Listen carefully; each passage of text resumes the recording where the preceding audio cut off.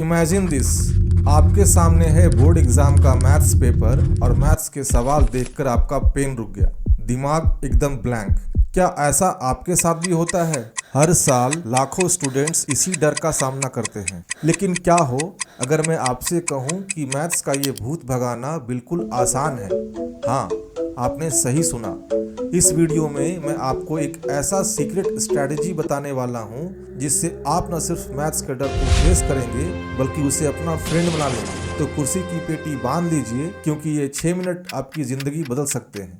दोस्तों, मैथ सुनते ही क्या आपको लगता है जैसे किसी ने हॉरर मूवी शुरू कर दी है? क्या बोर्ड एग्जाम की तैयारी करने में सबसे ज़्यादा टेंशन इसी सब्जेक्ट से होती है? तो आज इस वीडियो में मैं आपके साथ शेयर करूंगा कुछ ऐसे पावरफुल तरीके जिनसे आप मैथ्स के डर को जड़ से उखाड़ फेंकेंगे और बोर्ड में ऐसा स्कोर करेंगे कि सब देखते रह जाएंगे। सबसे पहले ये जानना जरूरी है कि आखिर मैथ्स से इतना डर क्यों लगता है? क्या ये कोई लाइलाज बीमारी है? पहली बात, maths is tough. Maths is tough. ये एक ऐसी अफवाह है जो हमने बचपन से सुनी है और सच मान ली है, जबकि हकीकत ये है कि मैथ्स सिस्टमैटिक है।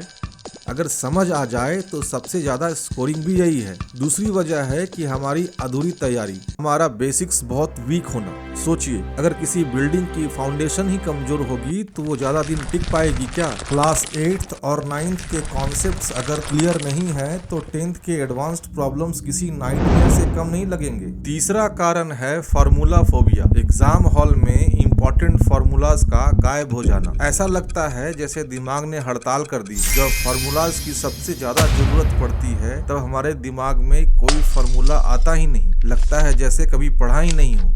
और चौथी सबसे बड़ी वजह है बोर्ड एग्जाम का प्रेशर। पेरेंट्स की उम्मीदें, टीचर्स का सिलेबस, दोस्तों की तैयारी, इन सब का प्रेशर मिलकर के मैथ्स के डर को और बढ़ा देता है। हमें लगने लगता है कि अगर मैथ्स में अच्छे नंबर नहीं आए तो सब खत्म। अब आते हैं असली मुद्दे पर। इस डर को कैसे डिफीट करना है? ये कोई रॉकेट साइंस नहीं है, बस कुछ सिंपल स्टेप्स हैं जिन्हें आपको फॉलो करना है। सबसे पहले बेसिक्स को बनाओ स्ट्रॉन्ग। अगर अलजेब्रा के फंडामेंटल्स या ज्योमेट्री के थ्योरम्स क्लियर नहीं है तो शर्म मत करो, वापस क्लास 8th 9th की एनसीईआरटी की बुक्स, एग्जाम्पल्स देखो और अपनी फाउंडेशन को मजबूत करो। याद रखना, एक मजबूत नींव से ही शानदार इमारत खड़ी होती है। इसके बाद daily dose of maths,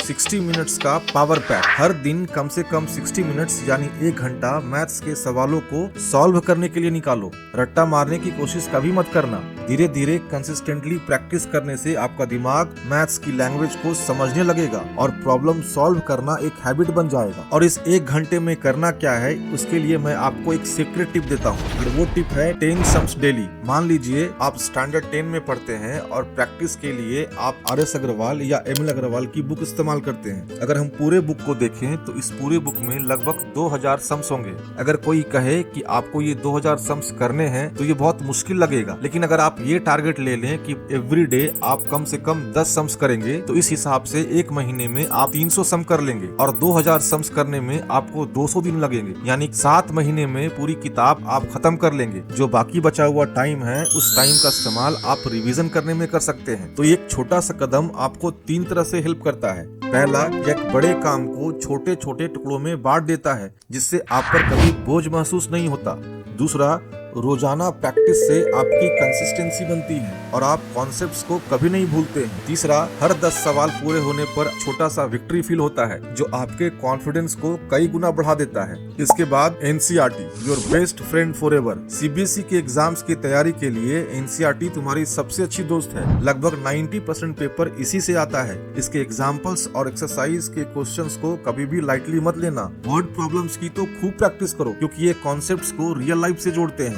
formula bank, एक छोटी सी नोटबुक बनाओ और उसमें सारे इंपॉर्टेंट फॉर्मूलाज लिख लो। Algebra, trigonometry, coordinate geometry, mensuration, सब कुछ एक जगह पर। हर दिन सिर्फ 5 मिनट इन फॉर्मूलाज को रिवाइज करो। बिलीव मी, ये आपकी मेमोरी में परमानेंटली सेव हो जाएंगे। एग्जाम वाली फीलिंग, मॉक टेस्ट और test papers time limit set करके पिछले 10 सालों के पेपर्स और सैंपल पेपर सॉल्व करो। इससे आपको एग्जाम के पैटर्न का पता चलेगा, टाइम मैनेजमेंट सीखोगे और सबसे बड़ी बात, एग्जाम्स का जो डर है वो धीरे धीरे कम हो जाएगा। अपनी गलतियों से सीखो। एरर एनालिसिस इज की। प्रैक्टिस करने के बाद अपनी आंसर शीट को ध्यान से देखो, कहाँ गलती हुई, क्या वो सिली मिस्टेक्स थी, कैलकुलेशन एरर था या फिर कोई कॉन्सेप्ट ही क्लियर नहीं था। अपनी मिस्टेक्स को आइडेंटिफाई करो और अगली बार उन्हें रिपीट ना करने की कसम लो। यही असली लर्निंग है। माइंडसेट मेकओवर, मैथ्स से करो दोस्ती। मैथ्स को एक बोझ समझने के बजाय एक इंटरेस्टिंग पजल की तरह देखो। हर क्वेश्चन एक नई चैलेंज है, इसे सॉल्व करके आपको सेटिस्फेक्शन मिलेगा, आपका नजरिया बदलेगा और देखो कैसे ये सब्जेक्ट आपको आसान लगने लगता है। ज्ञान बांटो, ज्ञान पाओ। अगर कोई भी कॉन्सेप्ट आपको अच्छे से समझ में आ गया है तो वही चीज अपने दोस्तों के साथ शेयर करो। उन्हें बताओ कि आखिर तुमने ये सम कैसे बनाया। जब आप किसी को कुछ समझाते हैं तो आप भी सीखते हैं। इससे आपका अंडरस्टैंडिंग और भी ज्यादा क्लियर हो जाता है और क्या पता आपके दोस्त के सवाल से आपका भी कोई डाउट क्लियर हो जाए।